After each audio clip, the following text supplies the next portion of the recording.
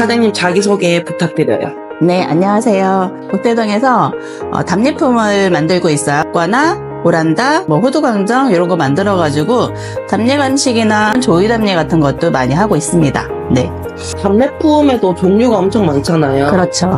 많은데 이제 호두라든지 약과 이 종류를 선택하신 계기가 있으실까요? 워낙 이제 그 손으로 만드는 걸 좋아해서 예전부터 뭘 만들어서 나누는 걸 되게 좋아했어요. 인스타, 페북 이걸 봤는데 수탕을 만드는 걸 보고 궁금은 했었죠. 처음 배웠던 게 사실 약과였어요. 제가 좋아하다 보니까 그것도 처음 배우기 시작해가지고서는 시작을 하게 된 거죠. 그래서 약과가 제일 처음 저희 가게 이제 1호 답례가 시작이 된 거였죠.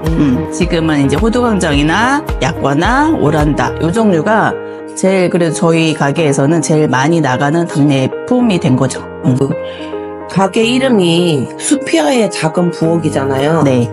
이 이름은 어떻게 생기게 된 걸까요? 처음에 생각을 많이 했어요. 뭔가 이제 사람들이 찾을 수 있는 것, 그리고 좀 우리나라 말이었으면 좋겠다는 생각을 했는데 검색을 하다 보니 사람들한테 이거를 사실 이벤트를 걸기는 했어요. 어떤 이름이 제일 좋은지 이걸 이제 체크를 하게 한 거죠. 그래서 제일 많이 나온 게 사실 수피아였어요. 나도 이름도 되게 좋았고 숲의 요정이라는 우리나라 순수 우리말이라고 하더라고요. 그 의미 괜찮다. 시작을 그 이름으로 여러 사람이 그거를 이제 컨택을 해서 하게 된 거죠. 답례품 가게들도 많잖아요. 그렇죠. 그 가게들 중에 수피아의 작은 부엌이 차별화가 있다고 한다면 어떤 게 있을까요? 요즘 트렌드가 사실 많이 달지 않은 걸, 맛있으면서도 많이 달지 않은 걸 많이 찾아서 저도 많이 이제 수업을 하러 다니면서도 고객들이 드셔보시고 너무 달다 그런 피드백 있잖아요. 피드백을 받아보고 맛을 좀 찾아가는, 평준화를 좀 찾아가는 편이에요. 그래서 너무 달다 그러면은 조금 줄여보고 이런 식으로 해서 지금까지 테스트를 해서 지금의 맛이 그래 제일 가장 좋다는 평을 많이 받아서 그게 아마 굳어지는 것 같아요. 지금 간식들이 다 수제로 만드신 거잖아요. 그렇죠. 답례품도 종류가 다양한데 특별히 다 이렇게 손으로 만드는 제품들을 선택하신 이유가 있으실까요? 기성품은 어디에서는 할 수 있잖아요. 저는 이제 다만 이렇게 만드는 거, 이렇게 직접 만드는 것들을 좋아해서 힘들기도 하지만 재밌기도 해요. 이거를 다 만들어서 고객한테 전달하고 고객이 만족해할 때 그 기분이 제일 좋은 것 같아요. 사장님한테 수피아의 작은 부엌이란? 저를 이렇게까지 자영업이라는 거를 시작해본 게 사실은 이 수피아가 처음이라서 또 제가 좋아하는 일이고 내가 할 수 있는 일이고 좋아하는 일을 할 수 있다는 게 사실 제일 좋았던 것 같아요. 맞아요. 그게 엄청 크죠. 이제 앞으로 신규 손님들도 많이 오실 건데 손님들한테 하고 싶은 말 있으실까요? 기성품을 선택을 안 하고 수제를 선택을 한다는 거는 사실 쉽지 않은 거기는 해요. 수제라는 거는 사실 일일이 다 한 사람의 손으로 다 만들어지는 거기 때문에 그런 정성을 봐주시면 아마 좋을 것 같아요. 사장님은 특별히 이제 가게에 있으면 지인분들이 되게 자주 오시잖아요. 그렇죠. 사람 관계에 있어서 지인들이랑 이렇게 얘기를 하거나 소통할 때 제일 좀 중요하게 생각을 한다거나 내가 이 사람들한테 어떤 사람으로 나오고 싶다거나 이런 거 있으실까요? 서로 상대성인 것 같아. 그 사람이 나를 믿어주면 나도 믿어줄 수 있는 그런 부분들? 그런 부분들이 아무래도 오랜 기간 동안 같이 할 수 있었던 이유는 그런 거겠죠.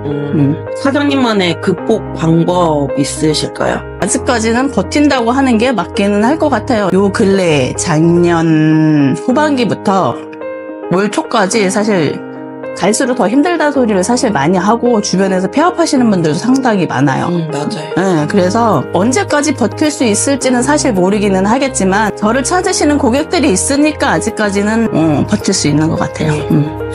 힘든 일이 있어도 그래도 내가 이 일은 잘하고 있다 라고 생각하신 적은 언제가 될까요? 이 일을 하면서 답례를 받아보고 정말 좋아서 다른 사람한테 이거를 소개해줄 때 그때가 아무래도 제일 좋겠죠.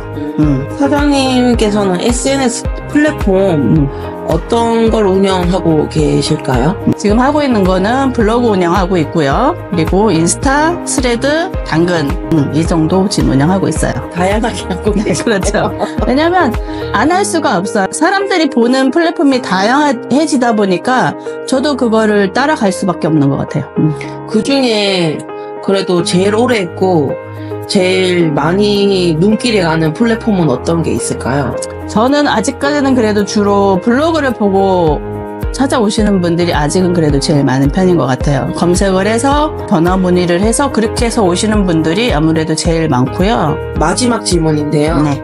지금도 예비 창업자들이 너무나 많고 사장님처럼 비슷한 업종을 진행하신 분들도 그렇죠. 너무나 많잖아요. 예비 창업자나 이제 시작하려고 하시는 사장님의 후배들에게 하고 싶은 말 있으실까요?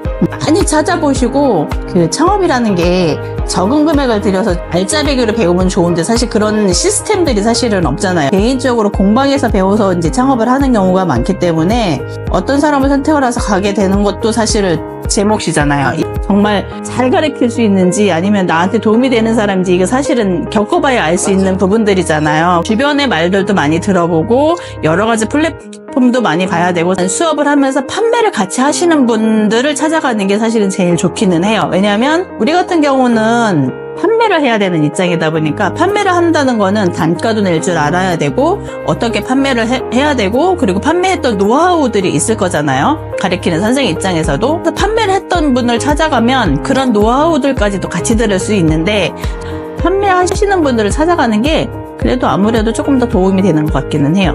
완전 꿀팁이네요. 아, 그렇죠. 인터뷰 감사합니다. 네, 감사합니다.